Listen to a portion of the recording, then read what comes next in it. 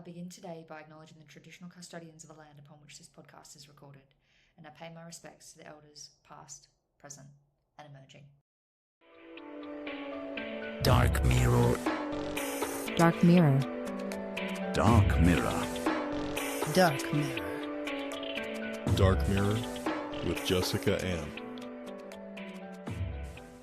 Welcome to Dark Mirror. It is me, your host, Jessicka Ann, and I am delighted that you are joining me for this experiment. If you are anything like me, you love a podcast. And one of the categories that I find myself actually engaging with the least most recently is those in the entrepreneurship space, and more specifically in the coaching space. And the reason for this is that I feel like the format has been reduced to people jumping on, sharing their bio, celebrating their achievements, being asked questions about their story that really give them an opportunity to be made to look good, but then ultimately not saying much of any great consequence. And that's it. Now, that's not to say that there isn't value in that format. It's just, to me, it's running kind of skin deep. And I wanted to create Dark Mirror as an opportunity for us to take these conversations deeper, to really explore a lot of the conversations that we're not having in the transformation space. You might have heard the saying that we can only ever take people to the depths that we ourselves are willing to go. And yet, so many of these conversations are only skimming things where we get to have a very clean and tidy answer. But it's not in the clean and tidy answer space that transformation really occurs. It's that ability to create meaning, to be able to empower someone at those edges that allow someone to actually expand their concept of who they are and what's possible. And so inside Dark Mirror, as much as I'll be having guests on who indeed I do venerate their achievements because they are experts at what they do, I'm going to be asking them questions that sometimes expose their edges, that have them dialogue and discourse with you around how they handle meeting these edges inside their leadership, inside themselves, and also what supported them.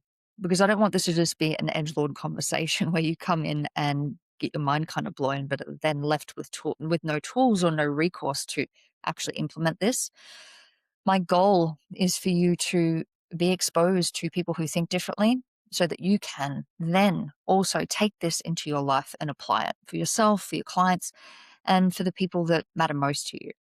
So that's my ambitious vision with Dark Mirror. I'm also going to be sharing with you my journey through my own edges, the things that have supported me, and how in rapidly changing times, we get to evolve as leaders. One of the most common things I find myself talking about with my clients is that we put so much pressure on ourselves to sustain the halo effect.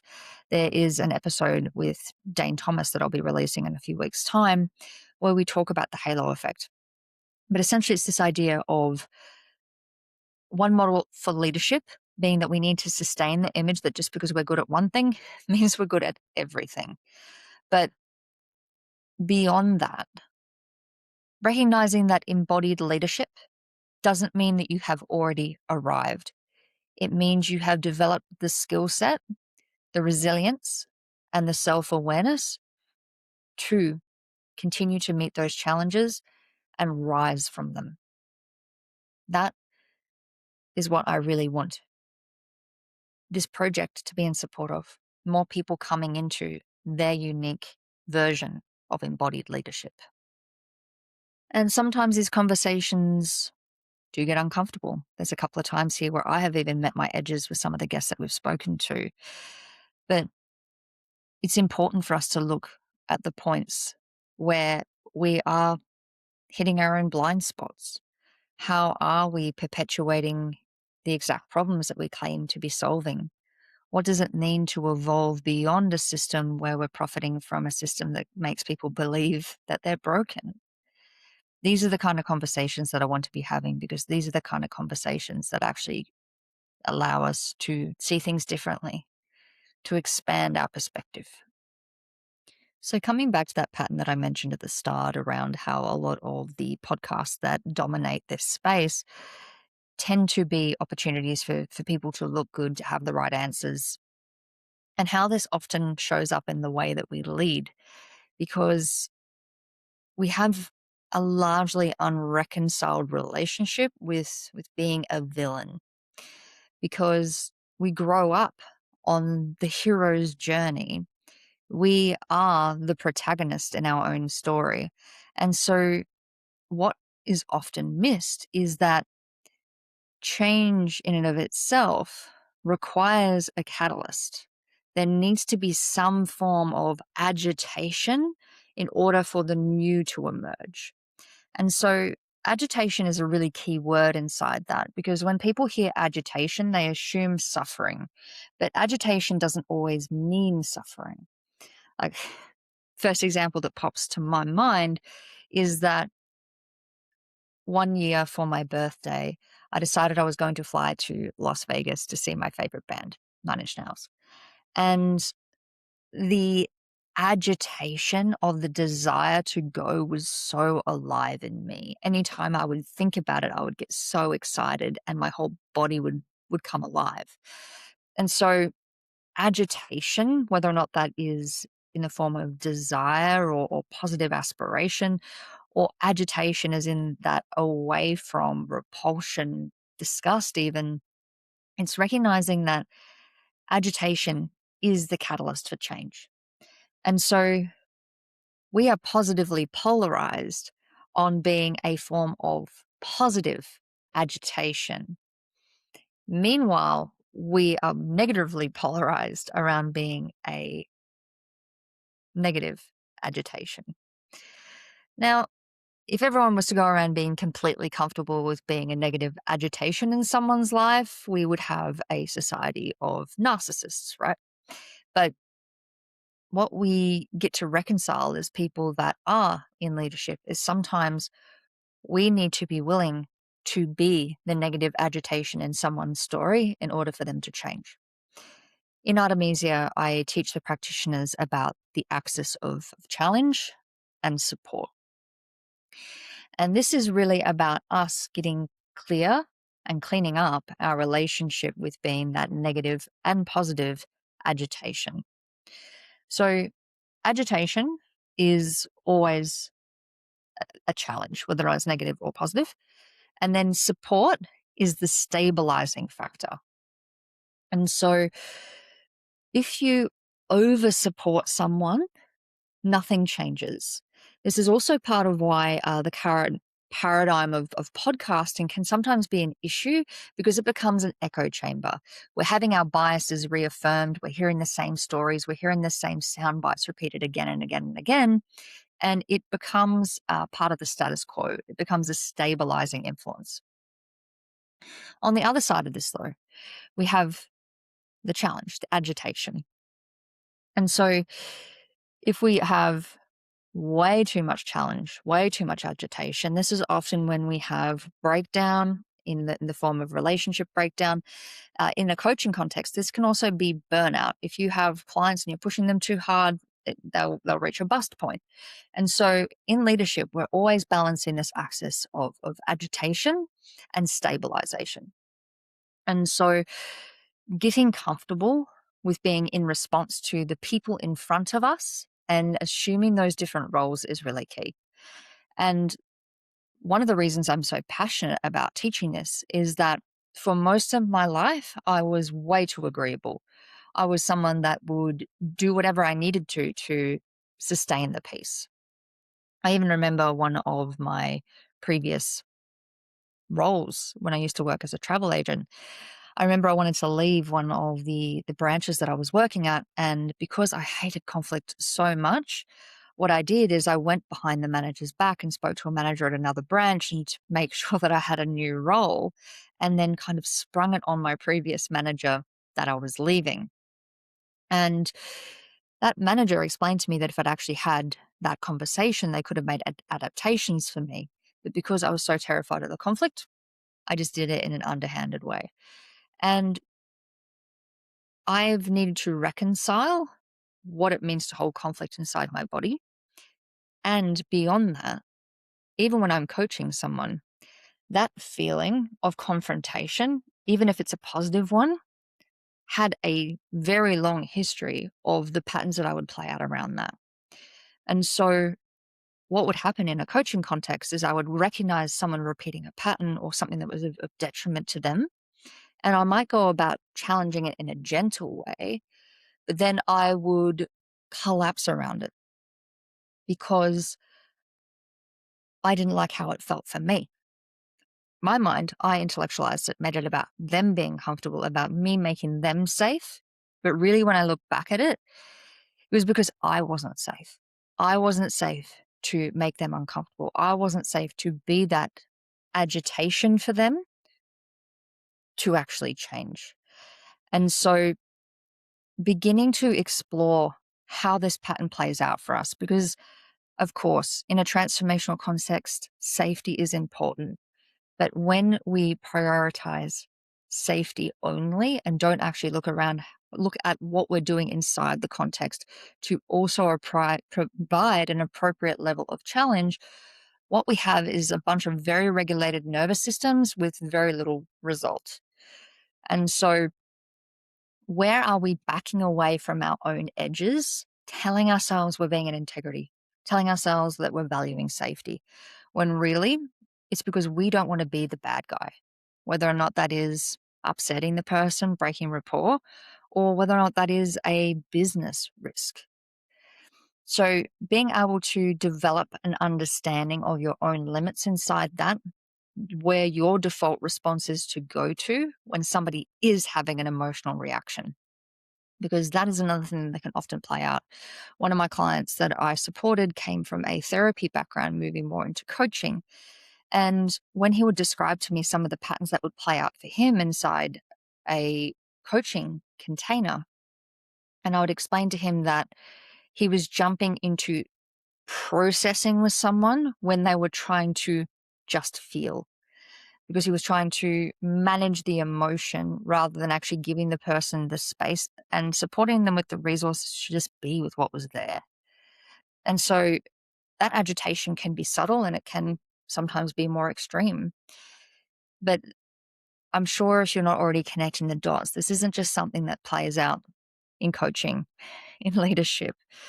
This pattern, as we zoom out, how often are the shadow patterns around being the aggressor, being the agitator, ultimately reaching explosive levels because we don't understand how to balance those forces of stabilization and agitation? We look at systemic level. We have predominantly existed in societies that value stabilization. And when these new peaks of agitation come through, think about, new technological advancements, whether or not that's AI or social media platforms. These systems aren't resilient enough to be in response to this because a lot of us don't understand how to navigate the complexities of agitation. And so beyond just helping someone become more whole, to become more integrated, we already are whole, but you get what I mean, to embrace more aspects of themselves. Well, I hope you get what I mean. This then becomes a meta skill for how we approach everything. This becomes a foundation for how we show up. And the more that we equip the people around us with this literacy, the more that it will also filter through into the systems that they have influence inside. What does it look like to build a society that is no longer conflict averse, but is actually able to engage in constructive conflict, even if it means they've got to be uncomfortable in the process? Because the irony is we avoid conflict thinking that that's what creates the comfort. But really, we are existing in the discomfort that is the shadow effect of not having actually raised it. So, some steps to start to actually get better at holding tension is, first of all, beginning to notice what your go-tos are when you are reaching your own thresholds. Do you know whether or not you are someone that is more likely to avoid Are you someone that is more likely to run towards challenge? What is your natural impulse? And what are the signals inside your body that tell you that it's time to react? So, first of all, having that literacy is key. Secondly, once you have an understanding of how these things show up in your body, giving yourself time and space to be with them. The more that we can lengthen the time between stimulus and response, the more we actually are responding rather than reacting. So, one of the most powerful ways that we can lengthen the time between stimulus and reaction is through being able to regulate our nervous system. So, this is where a lot of the conversation around nervous system regulation has kind of got corrupted, because it's almost like we're going around trying to never get agitated. But really, we want to use these tools in response to agitation so that we can become more adaptive to that stressor and to embrace and to move beyond it, right? So, tools such as your breath, touch, grounding, those things are really supportive to help extend that gap. So, what kind of breath? Asymmetrical breath, in for 4, out for 8. Absolute classic. In terms of grounding, one of the default responses when I talk about grounding is this idea of we've got to go walk on the ground with our shoes off. While that's great, grounding sometimes can even just be as simple as bringing touch to your body, actually applying firm pressure to your arms, to your upper arms, actually even touching your thighs. These kind of touch can be very grounding. So using those things when you're noticing those signs of escalation showing up. And lastly, noticing the patterns around when these symptoms arrive. What are the environments that kick these things off? So much of that internal response is because we are responding to something that has occurred in the past. We are predicting a future based on past experiences. And so when we recognize the commonalities around the environments that trigger this, we then get to honestly look at what is it that we're resisting. For me, and I gave you that example of my behavior in my past business, it was because for me, my prediction was that I would get yelled at. And my nervous system, when I would get yelled at, would go into a shutdown. I would go into a collapse and I wouldn't feel safe. And so, for context, I never got yelled at in any of those scenarios, but that was the fear. And so, that is a blueprint from something much younger than the 22, 23-year-old version of me that was responding then and there. But starting to notice, what is it that I'm resisting? What is it that I'm predicting? What are the commonalities around these environments? And from there, we then get to reverse engineer ways to support ourselves through it. Now, while this stuff might seem basic to some of you listening, never underestimate the powers of the basics, because I have used this exact same tool to support someone to record their first ever Instagram live, right through prepping to get on stage in front of thousands. So working your way through how this shows up is a tool that can apply at any stage in your own growth journey. So what happens when we start to integrate the villain is we're less giving our power away to it, and we actually get to show up cleanly for the person in front of us and for their best interests. Would love to know what was most valuable from today's episode. Feel free to shoot me a DM over on Instagram or drop a comment if you are catching this one on YouTube. And I will see you next week for the episode about spiritual bypassing with the incredible Jax Faulkner.